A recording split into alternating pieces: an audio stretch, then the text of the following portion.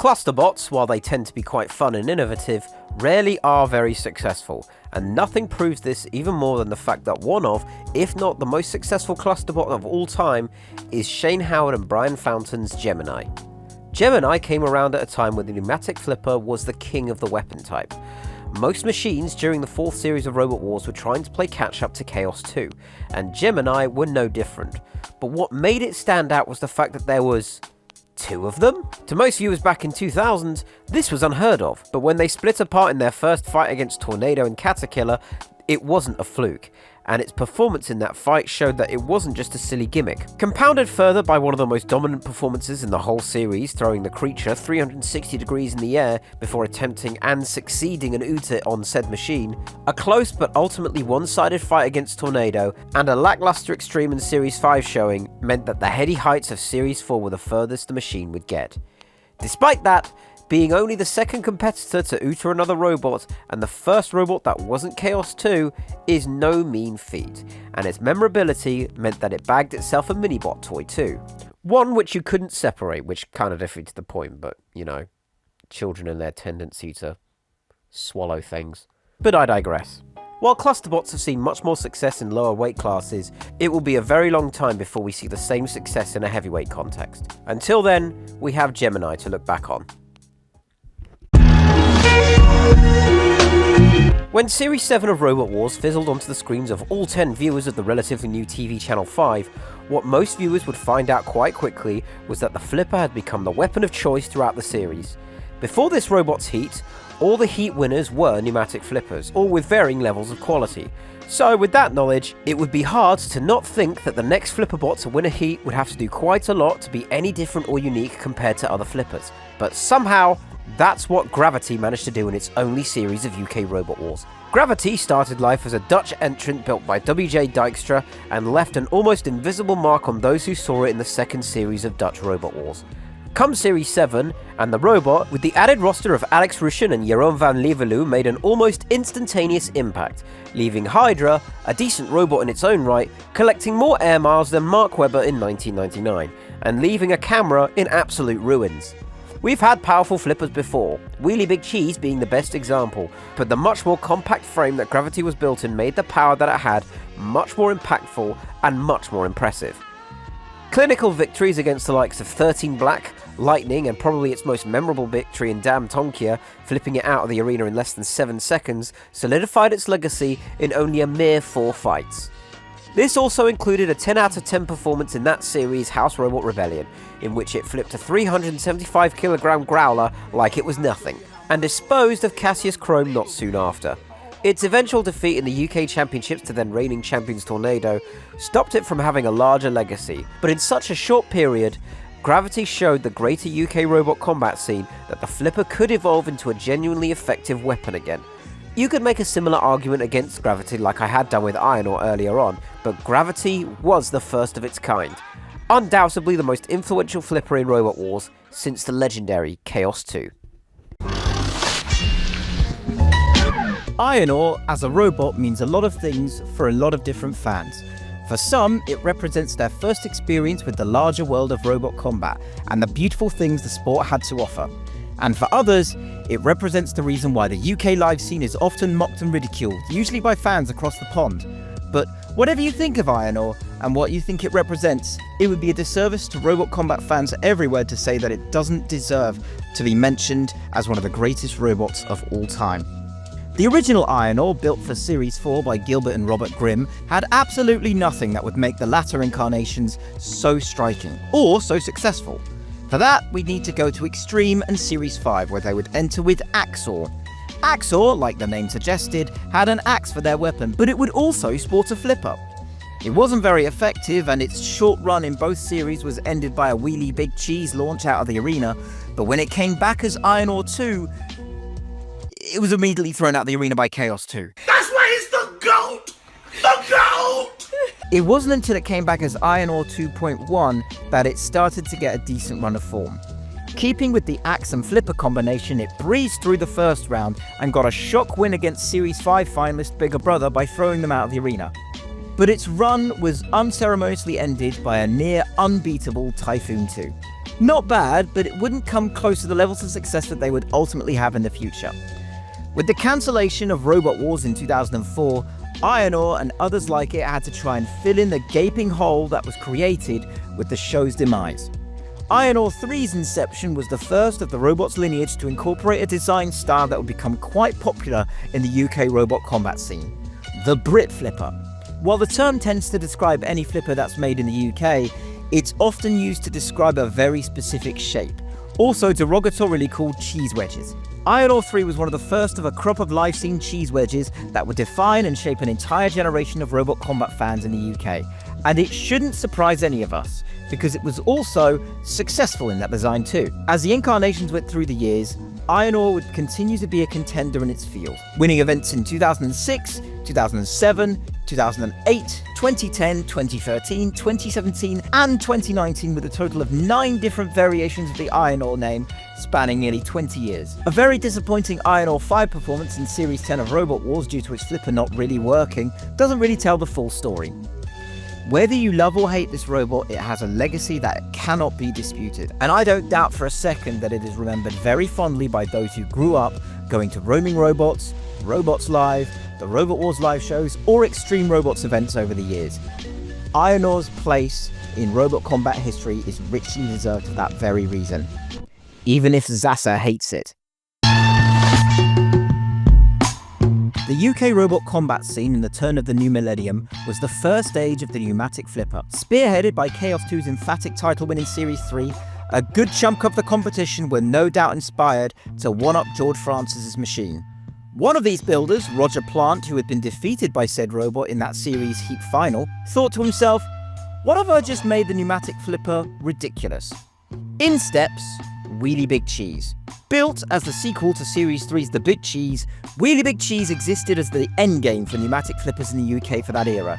What if we made a flipper bot that was so large and so wide that it could throw opponents literal meters into the air? Here you go, try this on for size. At an eye-watering 1.32 meters long, that's 4'4" for you Yanks, Wheelie Big Cheese was nearly 1.5 feet longer than Chaos 2 was, and most of that was made of the flipper. While it didn't start off with the most illustrious of starts in its career, narrowly going through in a crazy melee that had it try and fail to flip Sir Killalot. But its first real spotlight moment was its second round fight against Killatron, where it suplexed the former grand finalist twice. A heat final that, once again, it narrowly won by a judge's decision, meant that the cheese was not as dialed in as Roger Plant hoped. This changed in its semi-final fight against Tornado. While it would ultimately lose in a fight that's considered a Robot Wars classic, it managed to get some really good flips on Tornado, nearly sending it out of the arena, but its campaign was cut short after one of its wheels had come loose, leaving it to be toyed with by the former machine. What really cemented its legacy was its Series 5 campaign. Roger Plant's lofty acute triangle would do what no flipper before it would do in such a dazzling effect. Its first fight against Wolverine, which ended in a stunning Uta, was merely a taster in what would follow afterwards. A 12-second masterclass of flipping excellence. The Family Grimm's Axor would be picked up, launched 8 feet into the air, and from halfway across the arena, would land perfectly on top of the arena wall and land out of it on its side. Gilbert and Robert Grimm could only laugh at what had transpired. To this day, I consider it the second greatest Uta in robot combat history, only beaten by Uppercut's half-court shot against one half of Gemini in BattleBots World Championship 5. An easy heat win saw its second semi-final foray, where it would be ultimately beaten by the Kings of Consistency in Dominator 2, but not before getting in one last gargantuan flip, which sent the Axbot flying higher than Axor did, but without the trick shot Uta. What Wheelie Big Cheese lacked in maneuverability or control, it made up for in ridiculous levels of firepower, and good God, are we glad it had that firepower. One of Robot Wars, and in turn Robot Combat's most endearing qualities, was seeing families come together to create something for the show. Most of the time, as you would expect, that something would often leave the arena in a much less flattering state than it did entering it. But occasionally, you'd have a family team that held its own, and in the rarest of cases, go on to be genuine title contenders.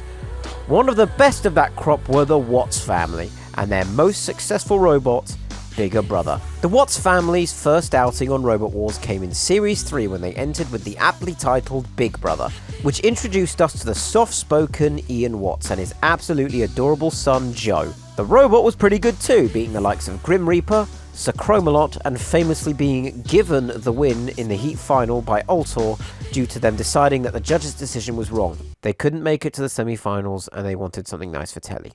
Cute. Joe's charm and cuteness couldn't carry them any further that series as they would be outmatched by an in-form Mace 2, but this would only be the beginning for the Brighton outfit. Bigger Brother would arrive for next year's competition, but a woeful Series 4 campaign which saw them lose in the Heat semi-final to Bulldog Breed 2, an average pinball run which saw them tied 5th with Diator, and a dismal Sumo Basho performance left Team Big Brother hoping and wanting for more. Like the show itself, Bigger Brother changed dramatically come Extreme in Series 5. Riding on the coattails of the great flipper influx of that era, BB went from a subpar Series 4 bot to one of the best in the entire series, and we would see glimpses of this power in its vengeance fight against Common Getterix and the iconic Flipper Frenzy battle, where it flipped Sergeant Bash up and over and collaborated beautifully with Chaos 2 to send it into the air. For the main competition, we would finally get to understand fully what Bigger Brother and the flipping accuracy of an adrenaline-filled 8-year-old had to offer, sending both Tip Top and Splinter out of the arena in its first 2 rounds, and nearly performing the three-peat on former Grand Finalists 3 Stakes to Heaven in one of the most dominant Heat performances in Series 5. A quick, and some would argue lucky victory against S3 in the first round of the Series semi-finals meant that for their second fight, they had a chance to dethrone the reigning 2-time UK champions Chaos 2. And despite a really good fight from both parties, Chaos 2's tendency to run out of CO2 due to its more powerful flipper finally caught up with them, as they were left upside down and without enough gas to self-right, making Bigger Brother the first robot to beat George Francis in the main competition since Mace beat Chaos in Series 2. An amazing achievement. But unbelievably, the best was yet to come, as they found themselves in a grand final eliminator fight against a much improved Hypno Disc, and those improvements were shown tenfold as Bigger Brother were continuously smashed up and mangled by the 3-time grand finalist. It was looking like the end of the road for Bigger Brother, but as you know, anything can happen in Robot Wars, and it usually does. Oh, Hypno Disc is on the verge of going down. What an upset! Bigger Brother have beaten Hypno Disc. In a fight now considered the best in Robot Wars history, Bigger Brother pushed Hypno Disc into the pit and cut short a potential title win for the Roses. Sadly, this was where their luck ran out, as an inopportune performance against an impervious Razer meant that they finished the 5th Wars as runners-up, but it showed that there was a new kid on the block for flippers, or in this case 2 new kids, in Joe and Ellie. And the age of Chaos 2 was finally over. Naturally, for Series 6, they would win their heat with relative ease, but a loss to the severely underrated Dominator 2 meant that they had to claw their way back to the second round via the losers melee, and after doing that, they would unfortunately find themselves face to face with the erratic brick shithouse of an Axbot known simply to us as Terahertz, and their Series 6 campaign ended 1 round short of the grand final. Unfortunately, their luck wouldn't get any better, as their Series 7 campaign was cut unsatisfactorily short by Iron Ore 2.1 getting a perfectly timed flip on them to send the bot out of the arena, and ending their Classic Series run not even getting out of its heat. Bigger Brother would spend many years as a live scene regular, as well as appearing on the 2010 series of Big Brother. I'm not even kidding. Look it up. And the robot still makes occasional appearances in events as recently as 2023 for the full-scale RoboNerd event. Ian Watts would come back later to the Robot Wars reboot with Orte and the Swarm, as well as making appearances in King of Bots, This Is Fighting Robots, Classic BattleBots, and a reserve spot in Modern BattleBots. Ian also uses Bigger Brother for lectures at the University of Brighton. Bigger Brother is a certified Robot Wars legend, one of the first of the post-Chaos 2 flippers to have continuous success and prove that a weapon type as common and as oversaturated as flippers are can evolve and get better with each era of the sport, and that the humble family team can still be a powerful and competitive one. Controversy in sport is inevitable. Robot Combat is no exception. But if you were to ask the average fan what the most controversial machine in the history of the sport is, they'll probably either say Blendo or Helichopper. And if they say the latter, punch them in the face. But if they had any sense, they'd probably say that it's Tornado. Tornado was the product of a strategy that has existed since the beginning of the sport. Fast wedge, beat robot. But what Tornado had was an evolved form of the La Machine types that we had seen 5 years prior, and later incarnations of Tornado would take advantage of a plethora of interchangeable weaponry that changed it from a really good pushbot to one of the most dangerous machines in the world, on both sides of the continent. Starting life as said pushbot in the 4th series of Robot Wars, Andrew Marchant, David Gamble, and Brian Moss's bright red box on wheels would immediately make a name for itself, and did so in a heat where all the excitement and momentum was focused on the first cluster bot in the UK, Gemini. In a heat where both bots made light work of their opponents before meeting each other in the grand final, the latter also performing the first UTA of the series that wasn't from a bot named Chaos 2, Tornado made light work of Gemini, pinning one half into the arena wall, which gave them victory due to a rule stating that if half the cluster bot wasn't working, the whole bot would have been eliminated.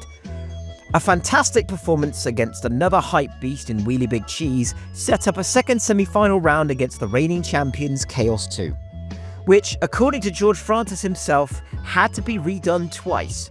Its third rematch culminated in Chaos 2 performing its third UTA and ending an awesome debut campaign for Tornado, unequivocally earning the most promising newcomer award for that series. Robot Wars Extreme was where Tornado would cement itself as an actual threat, sporting a drum spinner that was placed with such subtlety that it transformed the robot into a top 2 robot in Robot Wars. Extreme was the Tornado series, as it would bag victories against the likes of Behemoth, Pussycat twice, Chaos 2 twice, only losing in a Mayhem Melee and the All-Stars final to Razer. And then to Razer again in the second World Championship. This would be the canon event for the career of Team Tornado, as it would culminate in no doubt the most controversial grand final in Series 6. After their Series 5 campaign was cut short by the greatest sporting feat Ireland has ever had since Italia 90, they came into Series 6 with a lot more knowledge and confidence, and a whole heap of interchangeable weaponry, beating the likes of Hypno Disc, Dominator 2 in an all-timer fight, and Firestorm 4 to make its way to the grand final. But who would they be meeting in said grand final? Oh, you know, the one robot that it couldn't defeat. But Tornado had a secret weapon up their sleeve. Scaffolding. A giant cage that was built with Razer specifically in mind. After probably the greatest final in the history of the show at that point, the fight ended in Tornado balancing above the pit, but not enough to be considered in there. They had done just about enough, and after a long judge's decision, Tornado were crowned UK Robot Wars champion for Series 6. Since then, scores of fans and former fans consider this moment a disgrace, unfairly and unfoundedly calling Team Tornado cheaters, to the point when whenever Robot Wars is discussed outside of its closely knit communities, Tornado's Series 6 final shenanigans are almost immediately mentioned, with people who haven't seen any episode of the show in 15 years telling people about how unlikable the team were, and how disgraceful the scaffolding was, to the point where even someone tries to say anything of the contrary, it gets drowned out immediately by mostly Razer fans, but occasionally just fans of the show. Still upset that the more aesthetically pleasing robot didn't get a back-to-back title. A third place Series 7 campaign re-solidified the power and persistence of Tornado, only being defeated by Storm 2 in a boxing match. Get it? Tornado would also have a long life in the UK live scene, battling consistently until 2014 before having a long sabbatical, only to then return in 2022 for Robots Live in Stoke-on-Trent. Controversy and unfounded character assassinations aside, Tornado still lives as a reminder to most builders that a good drive and good ground game are essential for a successful machine, no matter how much experimentation and innovations the sport goes through. And Andrew Marchant is generally one of the nicest guys in the sport, bar none, and don't let anyone else tell you otherwise. In the first fight of the first episode of the Robot Wars reboot, the nostalgia-driven crowd saw Razer and Killiecranky fall into the pit, effectively ending the legacy of one of the most talked about and celebrated robots in the history of the sport. What most people didn't know at the time is that the grief and loss of that moment would almost immediately be softened by the emergence of a brutal, horizontal spinner sporting a green and black livery. Carbide's emergence was not lost on anyone watching on that day in 2016, and the fear that it would produce amongst other builders made it the robot to beat.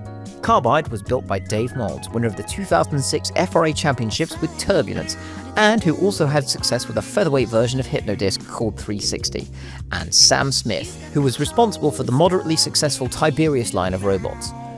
Carbide's introduction meant that for a lot of people, this was what the modern era of robot fighting could entail. Much more kinetic energy than ever thought was possible, robots with much tougher armor coming home in bin bags a la Hypno Disc, and robots weighing 110 kilograms being thrown into the air like toys. Carbide represented the start of that for a lot of UK viewers. Carbide would partake in 3 consecutive grand final fights, with them winning Series 9 in an almost flawless performance across the entire series. I don't think I'm exaggerating when I say that Carbide underperformed in that reboot. Hear me out. The fact that Carbide didn't win all 3 titles on the trot is almost unbelievable. You needed to have a nigh-on heroic performance in order to beat Carbide, and the fact that 2 came along during the reboot's very short tenure is almost unbelievable. Some highlights of Carbide involved, but are not limited to, an all-time classic fight with Gabriel embedding a piece of Aftershock into the arena Lexan, disrobing both incarnations of Nuts in 2 separate series, making mincemeat of Trolley Rage, Thor, Coyote, Apollo, Eruption, hell, it even made one of Rapid's batteries explode. It wasn't invincible with losses against Apollo, Eruption, Terahertz and even Nuts 2, but it was undeniably the benchmark of the reboot. A rather unremarkable tenure in BattleBots World Championship 2 where it was renamed Cobalt, yes, that Cobalt, but also, no, not that Cobalt, is rather a footnote in the robot's history, with a loss to eventual finalists of that season, Mike Jeffries' Bombshell. But Carbide's legacy in the UK is one of pure fear. If, by the grace of God, we find ourselves watching another reboot of Robot Wars in the near future, it will be hard to find a robot that has instilled so much fear into its opponents like Carbide did. Most of us have heard the phrase, always the bridesmaid, never the bride. And in sporting terms, so many athletes and teams always seem to be really good, but just not good enough for glory. Danny Pedrosa, Rubens Barrichello, the Seattle Mariners, and in robot combat terms, Firestorm, the greatest UK robot never to win a UK title. The builders, Graham Bone and Alex Mordew, started their Robot Wars tenures in Series 2 as builders of the robot Groundhog, a robot with quite possibly the worst ground clearance of any robot ever created, putting the alien and prize fighter to absolute shame. Naturally, they didn't get very far, but they did manage to cause Killalot to fall on his face, maybe an omen of what was yet to come for the team. Come Series 3, they returned with the first incarnation of Firestorm and immediately went to work in showing what the new bot could do, blitzing their heat and disposing of Crasher Nasher, Facet and Dietor. They continued their success with a close win against Pitbull and their biggest statement to date, a win against then reigning champions Panic Attack. But their run of form was bound to end soon, and it did with the completely impervious Chaos 2 performing the first ever Uta on the former machine. But with Stegosaurus being so damaged after its fight against Hypno Disc, it meant that Firestorm inherited 3rd place for Series 3. A fantastic campaign and one that solidified Firestorm as a robot to watch. Firestorm's sophomore effort in Series 4 was not nearly as celebrated, with them narrowly winning a close fight against Bolt from the Blue, which the builder of is still upset about to this day, and winning a fight against the Morgue that ended controversially, and could have gone Morgue's way if the judges saw it differently. Their semi-final campaign ended essentially the way it was bound to end, with them losing their fights against the Kings of Consistency, Dominator 2. Ironically, in a fight that could have gone Firestorm's way if the judges saw it differently.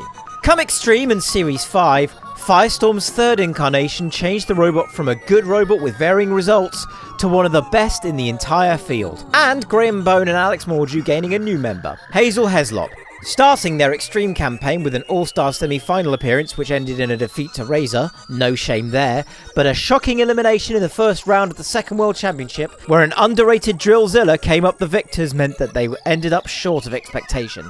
The question of expectation didn't apply in the UK Championship though, as they once again made their way to the Grand Final, where they once again lost to Razer in one of the greatest fights in Robot Wars history, and inherited a third place after their first fight with Hypno Disc ended with both of them in the pit, the judges calling for a rematch and Hypno Disc being unable to take part. Firestorm 4's Series 6 campaign was more of the same, but this time the improvements from Firestorm 3 were considerable, as they once again blitzed their way to a third place finish, losing to Tornado, but offsetted that with a win in the Extreme 2 Commonwealth Carnage competition, where they became the only robot to successfully flip over Mr. Psycho.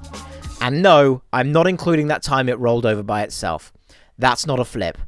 Don't be dumb. And their final incarnation, rather aptly called Firestorm 5, made their way to the series semi-finals, losing out to Storm 2 in round 2, in a similar way that they lost their previous grand final fight to Tornado. And thus, their Robot Wars appearances, like essentially all robots in the classic era, came to an end.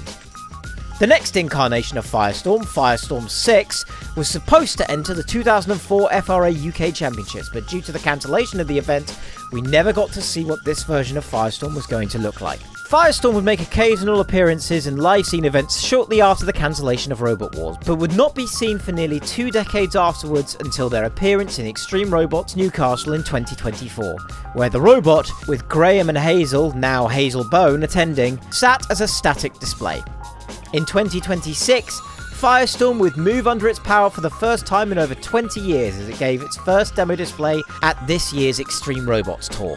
Alex Mordew, who left the Firestorm team after Series 5, has cemented his own legacy as one of the UK's most decorated builders, building the Beetleweight robot Sore Loser, which has been competing consistently since 2018.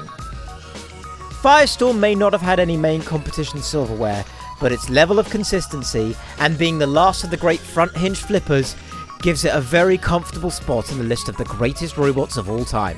And we may never see a front hinge flipper get that level of success ever again, as the meta veers further and further away from front hinge flippers come the inception of the rear hinge. Aesthetically beautiful too, there really isn't anything quite like Firestorm.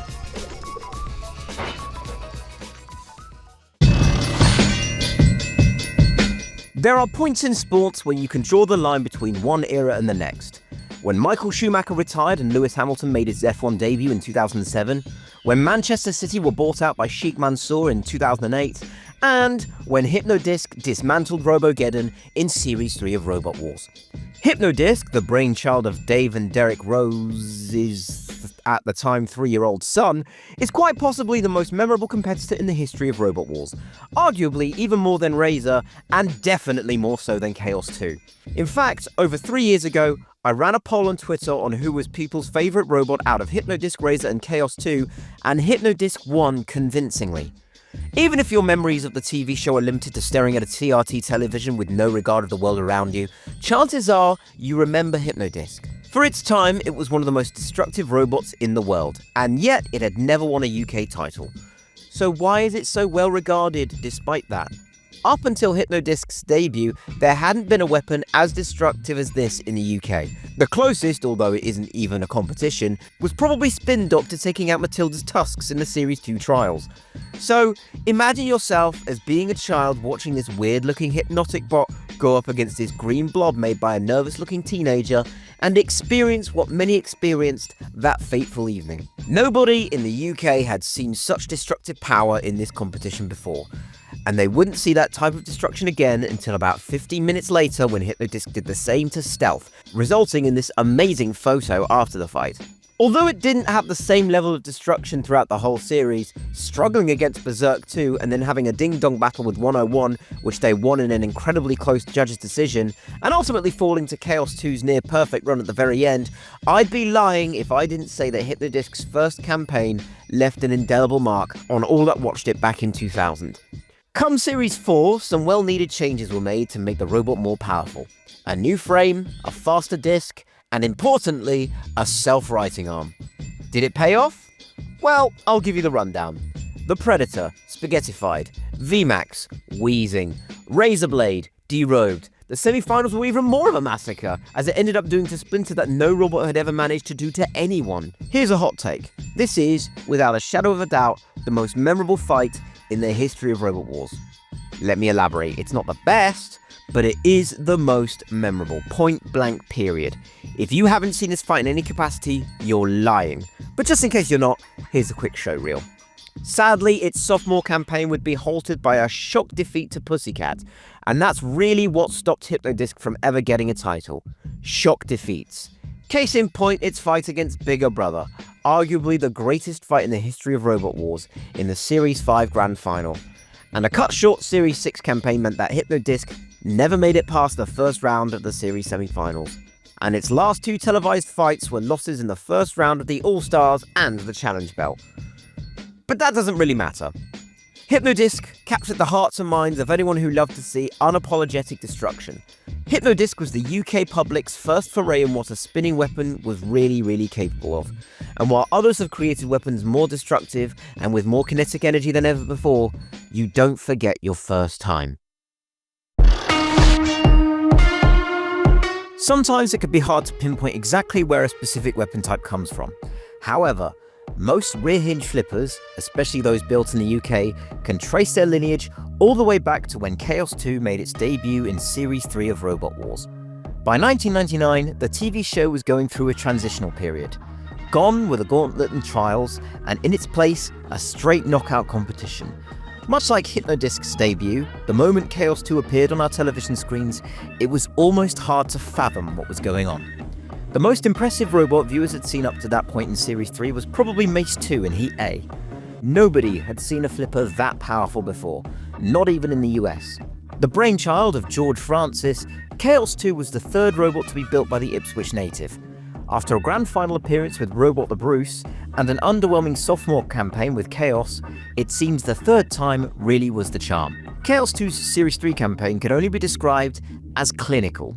Every round it found itself in was won via knockout, the most famous of which came during the grand final eliminator against the first incarnation of Firestorm, resulting in the first OOTA in Robot Wars history, which was a complete accident but would ultimately become somewhat of a party piece for the robot. Series 4 showed a completely unaltered Chaos 2 come back and fight for the title, resulting in two more OOTAs, the second of which was against then debutante Tornado, after the two had to fight each other for the third time after two restarts. The first due to the arena being damaged, and the second due to both robots being immobilized after Chaos 2 was pushed into the CBZ. The third match was, to quote the Tornado team, a foregone conclusion. Despite the standards of robots being much higher than the previous series, Chaos 2 would become the Series 4 champions and the only competitor to win the UK Robot Wars title on 2 occasions. Much like its success, its surprisingly quick downfall in Series 5 and 6 was by its own design. UK builders that started to adopt the pneumatic flipper technology that made Chaos 2 so successful had already started to catch up. And in an ironic twist of fate, Chaos 2's first UK championship defeat would be at the hands of Bigger Brother, a pneumatic flipper. And its second defeat would be at the hands of Dan Tom Kia, another pneumatic flipper. Mix that with 2 underwhelming extreme campaigns, and the reign that George Francis' machine once ruled with an iron fist had completely evaporated.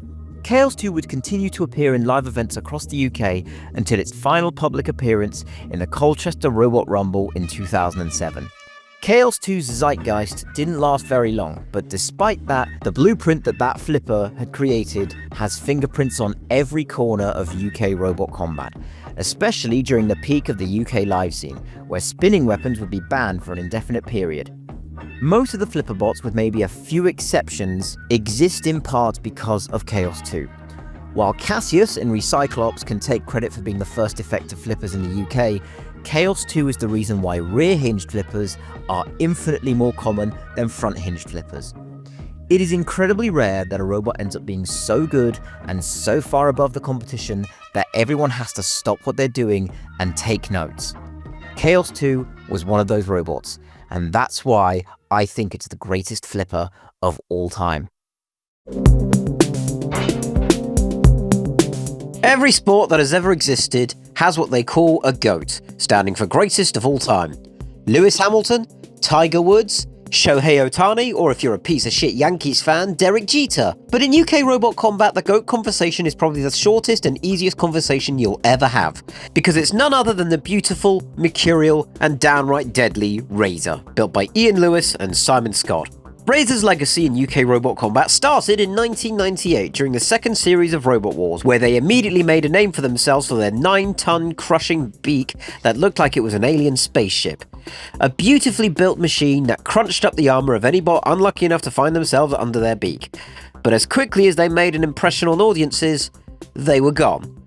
Reliability issues meant that in the arena round against Prime Series 2 shipbot Inquisitor, they froze up, couldn't move, and they were fed to the house robot lions. And that was what initially stopped Razer from being an immediate title contender. Back-to-back reliability issues, which saw them lose to Agrobot in the next series, and most notably getting sliced up by Pussycat in Series 4, leading to Ian Lewis's notorious rant about gentlemen's agreement.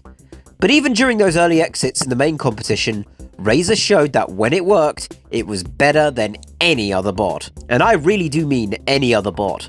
In Series 3's first World Championship competition, it beat the series champion Chaos 2, which wouldn't be done again in a one-on-one fight until 2 years later in Robot Wars Extreme, and it would blast its way through the rest of the competition to become the so-called World Champion. It would also win that year's pinball competition too. It kept up this run of form outside UK competitions with an iconic win in a Southern Annihilator in which they sent Matilda into a coma. Razer would form a reputation of being the robot that wins everything except for the main competition. This would change come Extreme and Series 5. Adding on to its already star-studded list of accolades, it would win the All-Stars Championship and that series' second World Championship too, before going on an absolute tear in the UK competition. All of the reliability issues were no longer a problem, and Razer went from could be the best robot in the UK to actually being the best robot in the UK. Finally winning a UK Robot Wars title and solidifying its legacy as an all-time great. And the standard of competition rising next year had absolutely no bearing on how well it would do in Series 6, making it all the way to the grand final till we ultimately met with Tornado's scaffolding solution, a strategy only made because Razer was just so good that the only thing that could realistically stop it was a desperation maneuver. And the fact it wasn't a complete whitewash probably accentuates further just how unrelentingly dominant Razer really was. Top that up with another effortless all-star sweep and a European Championship campaign that they could have easily won again if not making the decision to give their semi-final win to Tornado, and Razer showed once again that it was the robot to beat, even despite Tornado collecting most of the important accolades. Their absence in Series 7 and a grief-inducing Series 8 pitting in the first episode of the reboot solidified the end of Razer's competitive tenure in the sport, but it doesn't really matter at the end of the day. I want to quickly put things into perspective.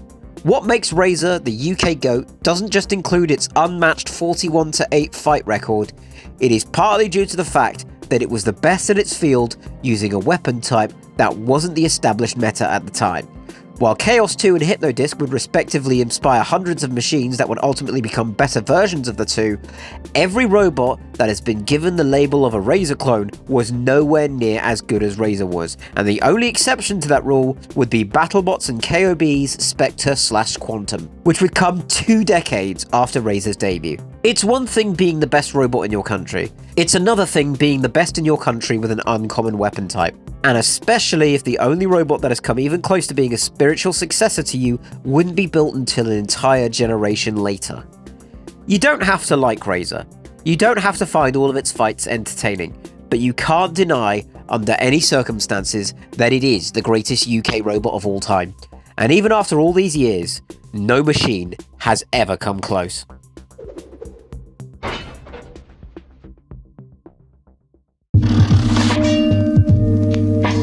If I said to you that the birth of the pneumatic flipper as we know it started in the small village of Mickfield, just 5 miles from Stowmarket in Suffolk, you'd say, obviously, because I know Robot Wars, but there'd be a lot of people that would laugh at me too. But it's true. In said small village lived the godfather of flippers, inventor and former speedway rider Rex Garrett, and his pioneering powerhouse simply named Cassius.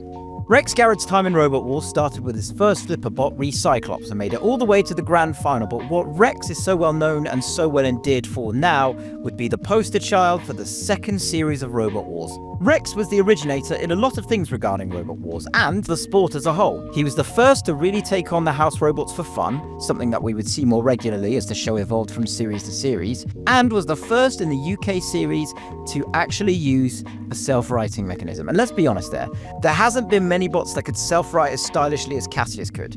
And that's why it was so shocking to so many of us that its defeat to the eventual champions Panic Attack in the final meant that nearly unequivocally the best robot in the series never got its just desserts.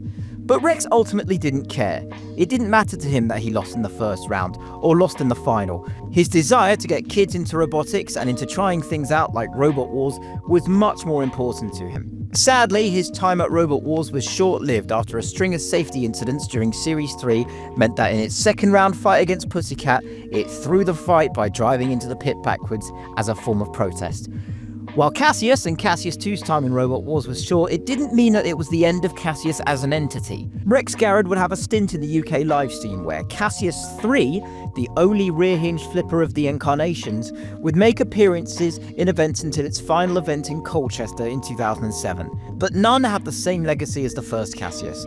The iconic black and yellow livery, the self-writing style, the house robot attacking, the friendly face that always accompanied the menacing robot, Cassius, for such a short time in the sport, has stood out and shone so brightly. Cassius is still occasionally brought out for events as recently as 2022, where it put on a surprise display at that year's RoboNerd event. The robot also made an appearance at Rex Garrett's funeral in 2019, solidifying the legacy that both it and the man who made it will always have.